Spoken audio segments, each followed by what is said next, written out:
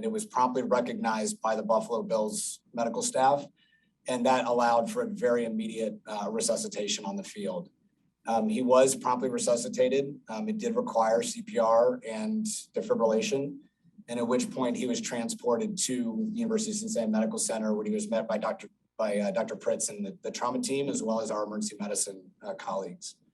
He was managed and resuscitated and worked up in the emergency department, had some additional tests in the ED and in the hospital, and then has been managed in the surgical ICU, as Dr. Pritz said. It's been a long and difficult road for the last 3 days. He has been very sick and has made a fairly remarkable recovery and improvement, to the point, as Tim noted, he is now demonstrating that sign of good neurologic recovery, as well as overall clinical improvement.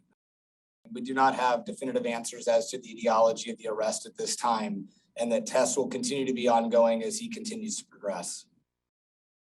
We cannot credit their team enough. They're often, unfortunately, there are injuries occasionally that happen on sports fields, be it football or others.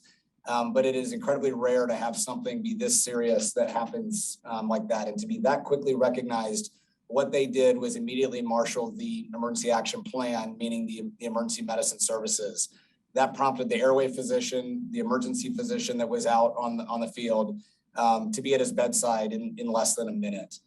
He had a prompt recognition of loss of pulse, which gave him immediate bystander CPR, which, as many of you know, rarely, if ever, happens.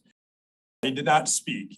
He was able to communicate in writing, and he is unable to speak with us yet, as he still has a breathing tube in, and we're still assisting him with ventilation. So when he was communicating with us last night and then again today, that's been in writing. He expressed surprise that he had been, not with the world for 2 days. We've talked to him about all the support that's been given from Cincinnati, Buffalo, and really across the country for him and his family during this time. His mom and dad have talked to him about what has happened, and we expect that we'll continue to have ongoing conversations with him. And again, his first question that he wrote when he started to awaken was did we win? So we know that it's not only that the lights are on, we know that he's home, and that it appears that all the cylinders are firing. There are many, many steps still ahead of him. From our standpoint, we would like to see him continue to improve, to be completely breathing on his own, and then to be ready to be discharged from the hospital. So those are the immediate next steps as we go for his care.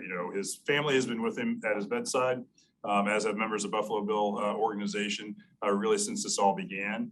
And we really want to get him home to them.